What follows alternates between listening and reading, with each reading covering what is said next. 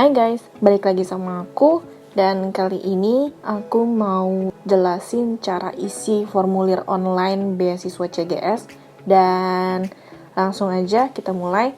Jadi ini kalau kalian lihat, aku udah kunjungin website studyinchina.csc.edu.cn. Dan kemudian di sini ada halaman login. Nah, login ini kalau misalnya kamu udah punya akun, kamu bisa langsung login. Tapi kalau misalnya kamu belum punya akun, silahkan bisa klik create an account di sini. Dan silahkan kamu buat akun, boleh pakai Gmail, boleh pakai Yahoo, dan sebagainya. Nah, kalau udah, nanti verifikasinya langsung ke email kamu nih. Kalau udah, bisa langsung kamu login. Nah, kita contohin, aku udah login di sini. Dan kalau kalian lihat, awalnya pasti ada instructions-nya dulu. So, make sure kamu baca dulu semuanya, apa aja. Di sini dijelasin semua. Oke. Langsung aja. Kita ke application online. Kita langsung ke bagian edit personal details. Nah, di sini given name sama surname-nya. Karena nama Indonesia tuh kebanyakan nggak ada di balik-baliknya orang bule. Jadi aku ambil contoh, misalnya nama aku Michelle. Terus di sini Andrea. Jadi nggak perlu dibalik-balik lagi. Chinese name kalau misalnya kamu nggak ada, kamu kosongin atau kamu strip aja. Karena nggak masalah, nanti ketika kamu diterima pun di kampus tersebut nanti akan ada guru kamu yang ngebantuin bikin nama kamu. Kemudian date of birth-nya, misalnya kita 2000 Februari misalnya 1. Gendernya misalnya female. Terus ini single. Country of birth Indonesia. City-nya misalnya Jakarta. Religion silakan diisi, misalnya Christian atau apa gitu ya. Nationality-nya Indonesia. Native-nya Indonesia. Passport number-nya kamu isi, misalnya berapa. Date of expiration-nya misalnya 2024 Agustus tanggal 1. Nah, kemudian ini nomor telepon. Ini tulisannya mandatory. Country code, area code. Misalnya kita kan di Indonesia 62. Misalnya nomor kamu berapa? 8, 12, bla bla bla bla bla. Gitu ya. Terus alternate email, kalau misalnya kamu ada email lain boleh diisi, kalau nggak ada nggak usah. Nah, kemudian tahun ini ada WeChat ID sama Skype number. Jadi kamu harus punya salah satu dari ini. Nah, karena WeChat ini susah bikinnya sekarang, jadi at least kamu untuk sementara pakai Skype dulu. Kamu isi nomornya berapa. Nah, kemudian address, ini mandatory. Kamu bisa isi pakai bahasa Inggris atau pakai bahasa Indonesia, silahkan. Kamu atur sendiri. Disarankan alamatnya lengkap, dimulai dari jalan, nama jalan, terus nomor rumah, terus kecamatan, kabupaten, kode pos, provinsi, dan sebagainya. Nah, kemudian ini ada emergency contact information, semuanya mandatory, jadi kamu bisa isi kontak orang tua kamu, kayak misalnya papa atau mama, silahkan isi. Misalnya nama papa kamu siapa, misalnya Joe, male, misalnya parent. Teleponnya berapa kamu isi, 628, silahkan. Emailnya juga kamu isi. Udah, terus udah gitu verify. Mandatory. Misalnya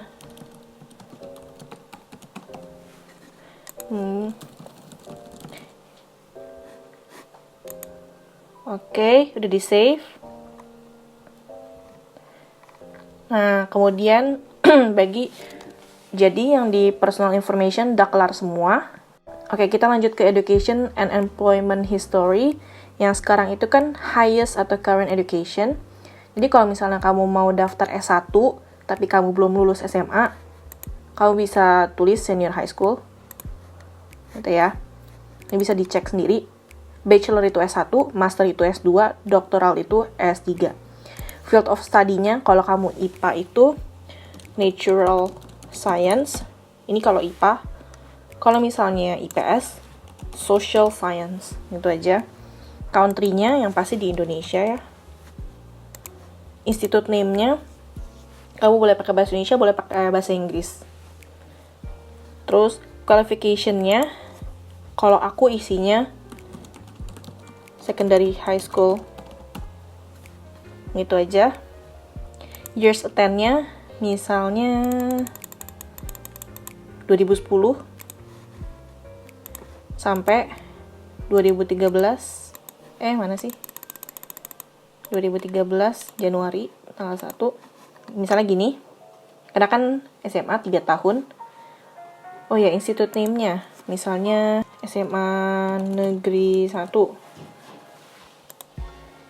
Terus ini SMP SD aku nggak isi. Jadi di skip aja. Nah, kemudian employment history, kalau misalnya kamu sudah pernah kerja, boleh kamu isi, tapi kalau misalnya belum pernah kerja, nggak usah diisi karena ini bukan mandatory. Dan kalau misalnya kamu sudah kerja, di sini employer ini nama institusinya, misalnya PT apa. Nah, kemudian ini work engage-nya, karyawan tetap atau karyawan kontrak. Title and position-nya, posisi kamu misalnya business development. Duration-nya misalnya kamu udah kerja dari tahun 2013 abis lulus. Misalnya sampai sekarang. Oke. Kalau udah verify and save, udah kita ke other context. Nah, ini kalau misalnya kamu belum umur 18 tahun ketika tiba di Tiongkok. Nah, kira-kira tiba di Tiongkok ini intake-nya September. Kalau kamu belum umur 18, kamu harus wajib isi banget. Ini. Kalau misalnya sudah genap 18 tahun, it's okay, nggak usah diisi. Nah, ini kita run through. Namanya, nama orangnya siapa, nomor telepon, email, fax, terus alamat yang di China-nya. Gitu ya. Udah verify and save. Udah finish. Nah, kalau udah, kamu mau daftar tipe apa nih? Kalau tipe A, kita klik. Oke, kita langsung masuk ke language proficiency and study plan. Kalau misalnya kamu mau apply tipe A di embassy, kamu tinggal isi 3602 di nomor agensinya. Tapi kalau misalnya kamu mau tipe B, kamu harus cari nomor agensi masing-masing universitas yang mau kamu tuju. Nah, kemudian di sini ada Chinese proficiency sama English proficiency. Kalau misalnya kamu nggak bisa bahasa Mandarin sama sekali, tinggal klik none. Terus, kamu udah pernah tes HSK belum? Kalau belum, kamu tinggal no aja. Kalau udah, silahkan yes. Nah, kemudian English, kamu tinggal pilih poor, good, atau excellent. Nah, kemudian kamu pernah nggak nih ujian? Kalau misalnya sudah pernah ujian, silahkan klik yes. Terus misalnya kamu sudah pernah TOEFL, skornya berapa, tanggal ujian. Nah, kamu mau apply tingkat apa nih? S1, S2, S3. Kemudian catatannya, kalau misalnya kamu mau daftar tipe A, S1, teaching language-nya itu cuma ada Chinese. Tapi kalau misalnya S2, S3, kamu bisa pilih Chinese atau English. Kalau misalnya kamu pilih English, kamu wajib menyertakan sertifikat TOEFL atau IELTS. Nah, kemudian bagian sini, kamu pilih fakultas yang mau kamu tuju apa, misalnya ekonomi, di sini ada listnya. Nah, kemudian kamu pilih jurusannya apa, di sini banyak, silahkan kamu pilih. Nah, kamu kan ada 3 pilihan universitas nih, silahkan kamu pilih juga, tapi make sure kamu cek dulu apakah universitas tersebut memang benar menyediakan jurusan yang kamu mau pilih. Saran aku, untuk pilihan yang pertama ini benar-benar pengen kamu tuju banget, misalnya rank 1-50. Yang kedua ini rank 50-100. Yang pilihan ketiga, ini yang kurang ada rank gitu. Jadi jangan semuanya kamu tulis top 10 university atau gimana. Nah, terus duration of major study-nya itu kamu tulisnya dari 2021 kira-kira September. Nggak apa-apa tulis aja 1 karena intake-nya kan September. Nah, karena S1 misalnya 4 tahun, berarti sampai 2025 misalnya sampai Juli, misalnya tanggal 1, kayak gitu. Nggak apa-apa, kamu untuk sementara isi asal dulu aja, aku juga kayak gitu kok. Terus kemudian ini no, verify. Nah, yang bagian terakhir ada supporting documents, kamu silakan upload dokumen-dokumen yang dibutuhkan. Yang pertama ini adalah ID foto, ini adalah pas foto kamu yang formal, terserah mau latar merah, biru, atau putih, silahkan diupload. Kemudian ini ada ijazah terakhir yang sudah ditranslate tersumpah, upload. Ini juga transkrip yang sudah ditranslate tersumpah. Kemudian study plan-nya dalam bahasa Inggris, jadi nggak perlu dibawa ke translator tersumpah. Nah, kemudian ini adalah surat rekomendasi, ada 2. Di sini tulisannya not mandatory, tapi untuk S2 dan S3 wajib dari profesor atau associate professor.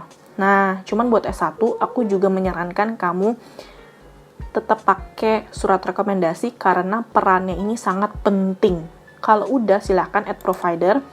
Yes, ini isi data tentang orang yang memberikan kamu surat rekomendasi. Ini nama mereka, title-nya apa, kemudian relasi sama kamu, terus nationality-nya, terus email pemberi rekomendasi, nomor HP. Employer ini adalah institusinya, kayak misalnya guru kamu kerjanya di sekolah apa, atau dosen kamu di universitas apa, atau bos kamu di PT mana. Kemudian ini alamat yang memberikan kamu surat rekomendasi, kemudian ini email kamu sama nomor HP kamu. Kalau udah, save. Ini juga yang kedua. Kemudian di sini ada passport homepage. Ini adalah scan pasport kamu yang ada data diri kamu, nama, alamat, dan sebagainya. Kemudian di sini ada physical examination record. Ini adalah formulir MCU yang sudah diisi sama dokter, tinggal kamu scan. Kemudian di sini ada papers. Ini untuk S2 dan S3. Kalau S1 nggak usah. Kemudian di sini kalau kamu mau apply jurusan art atau music, kamu harus menyertakan portofolio kamu. Kemudian ada supporting documents, kalau misalnya kamu punya sertifikat awards atau kejuaraan lainnya, kamu bisa upload di sini. Tapi kalau misalnya kamu punya sertifikat yang lebih dari 1, silahkan kamu gabungkan filenya menjadi 1 PDF, gitu ya, terus di-upload. Kemudian di sini, bagian language certificate, karena tadi aku isinya, aku nggak bisa bahasa Mandarin, dan belum pernah ikut ujian, makanya di sini not mandatory, jadi kamu nggak usah upload. Tapi kalau misalnya di sini, tadi kan aku isi, aku udah pernah tes TOEFL, jadi di sini mandatory, kamu upload deh sertifikatnya. So make sure ini jangan salah isi, oke? Kemudian ada pre-admission letter. Pre-admission letter ini adalah surat dari universitas yang kamu tuju, yang menyatakan bahwa kamu sudah sesuai dengan kriteria mereka gitu. Tapi bukan berarti kalau kamu dapat pre-admission letter dari kampus, kamu sudah 100% bakal diterima oleh CGS. Dan menurut aku ini nggak terlalu penting, jadi menurut aku nggak usah, karena universitas juga banyak banget yang nggak mau respon. Kemudian yang terakhir ada SKCK. SKCK sekarang wajib, jadi kamu bisa bikin, dan cara bikinnya gimana aku sudah jelasin di video sebelumnya. So yang belum nonton, silahkan cek ya. Kemudian yang terakhir, kalau udah di-upload semua, oh iya jangan lupa, sebelum di-upload, jangan lupa semua file-filenya kamu rename dulu nih. Misalnya SKCK nama kamu, terus misalnya ada ID foto nama kamu, certificates nama kamu, jadi lebih rapih. Dan jangan lupa disimpan di WhatsApp atau di Google Drive atau device lainnya. Kalau udah, klik submit. Nah, kalau udah klik submit, nanti kan ada PDF-nya dan sebagainya, silahkan kamu download formulir aplikasi kamu. Udah, berarti kamu sudah selesai dalam mengisi formulir aplikasi CGS ini dan kamu sudah terdaftar. Jadi kamu nggak perlu kirim lagi aplikasi beasiswa CGS ke embassy. So, itu aja dari aku. Semoga ini membantu ya. Dan teman-teman, wish you luck. Bye-bye.